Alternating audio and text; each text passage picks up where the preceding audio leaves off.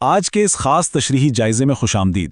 آج ہم ایک انتہائی اہم اور گہرے موضوع پر بات کرنے والے ہیں۔ ہم دیکھیں گے کہ حضرت امام علی رضا علیہ السلام کے ارشادات کی روشنی میں بہترین اور بدترین افراد کی صفات کیا ہیں، زندگی کا اصل معیار کیا ہے اور نعمتوں کی اہمیت کیا ہے۔ یہ محض کچھ پرانی باتیں یا نظریات نہیں ہیں، بلکہ یہ وہ عملی اصول ہیں جو آج کے اس تیز ترین اور جدید دور میں بھی ہماری زندگیوں کو مکمل طور پر بدل سکتے ہیں۔ تو بغیر کسی تاخیر کے شروع کرتے ہیں۔ تو چلیں سیدھے اصل مدعے کی طرف آتے ہیں۔ ایک بنیادی سوال جو ہم سب کے ذہنوں میں ابھرنا چاہیے وہ یہ ہے کہ اسلام میں معاشرتی زندگی کے بہترین اور بدترین افراد آخر ہیں کون؟ یہ ایک ایسا سوال ہے جو انسان کو فلسفیانہ اور روحانی دونوں سطحوں پر سوچنے پر مجبور کر دیتا ہے۔ معاشرے میں ہمارا اصل مقام کیا ہے؟ کیا ہم کچھ مثبت کردار ادا کر رہے ہیں یا منفی؟ اس سوال کا جواب تلاش کرنا واقعی بہت ضروری ہے تاکہ ہمیں پتہ چل سکے کہ ہم دراصل کس صف میں کھڑے ہیں۔ بہترین کی تلاش اور اندرونی صفات اور ذاتی کردار، یہ ہمارا پہلا پڑاؤ ہے، کیونکہ معاشرے کی طرف اپنی ذمہ داریوں کو سمجھنے سے پہلے یہ انتہائی ضروری ہے کہ انسان اپنے اندر جھانکے۔ کوئی بھی بڑی تبدیلی ہمیشہ اندر سے ہی شروع ہوتی ہے۔ تاریخ بتاتی ہے کہ ایک بار حضرت امام علی رضا علیہ السلام سے خدا کے بہترین بندوں کے بارے میں پوچھا گیا کہ وہ کون ہیں۔ ان کا جواب بہت کمال کا تھا۔ انہوں نے کوئی لمبی چوڑی فلسفی نہیں بتائی، بلکہ انسان کے اس فوری اور بے ساختہ رد عمل کا ذکر کیا جو اچانک پیش آنے والے واقعات پر ہوتا ہے۔ کیونکہ ذرا سوچیں، جب سوچنے اور منصوبہ بندی کرنے کا وقت نہ ہونا تو انسان کا وہ فوری رد عمل ہی اس کی اصل شخصیت اور سچے باطن کو ظاہر کرتا ہے۔ امام علیہ السلام نے کتنا زبردست نقشہ کھینچا ہے۔ پہلی صورتحال پر غور کریں۔ جب کوئی نیک کام انجام پاتا ہے تو رد عمل کیا ہوتا ہے؟ خوشی۔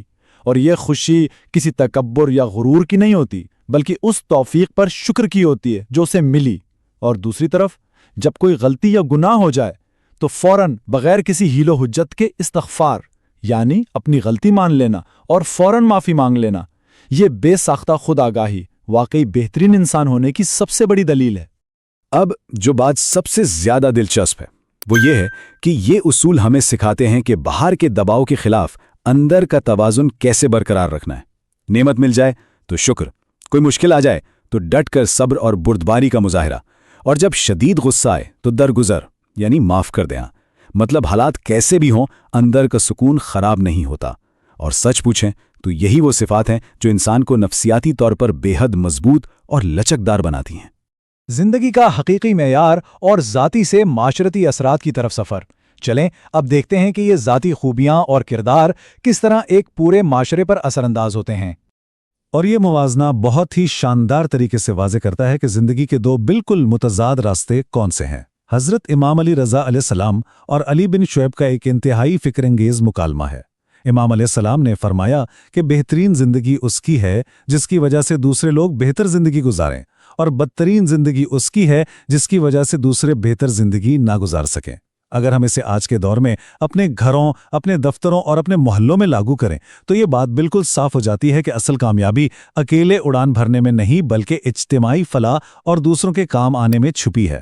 تو یہاں سب سے اہم اور بنیادی نقطہ یہ ہے، اور سچ میں یہ ذرا سنجیدہ بات ہے، کہ ہمیں اس بڑی کائناتی سچائی کو سمجھنا ہوگا۔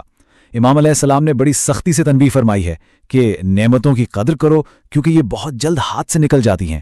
جب کسی قوم سے ناشکری کی وجہ سے نعمتیں چھین لی جاتی ہیں تو دوبارہ انہیں نصیب نہیں ہوتی۔ یہ کوئی عام سی انفرادی بات نہیں ہے، بلکہ ایک اجتماعی اصول ہے۔ ایک معاشرے کی حیثیت سے ہمیں ان تمام رشتوں، نعمتوں اور موقعوں کی دل سے قدر کرنی چاہیے، اس سے پہلے کہ وہ ہمیشہ کے لیے زائل ہو جائیں۔ اس ساری گفتگو اور تجزیے کے بعد ذہن میں بس ایک ہی آخری اور فیصلہ کن سوال گونجتا ہے: کیا ہمارے وجود کی وجہ سے کوئی اور بہتر زندگی گزار رہا ہے؟ اس سوال پر گہرائی سے غور کرنا بہت ضروری ہے۔ یہ کوئی وقتی یا سرسری سی سوچ نہیں ہے، بلکہ یہ وہ پیمانہ ہے جو واقعی ہماری زندگی کے حتمی مقصد کا تعین کرتا ہے۔ کیا اس دنیا میں ہمارے ہونے سے ارد گرد کے لوگوں کو کوئی فائدہ پہنچ رہا ہے؟ اسی فکر انگیز اور گہرے سوال کے ساتھ ہم آج کے اس جائزے کو یہی مکمل کرتے ہیں، تاکہ خود احتسابی اور سوچ بچار کا یہ سلسلہ یوں ہی جاری رہے۔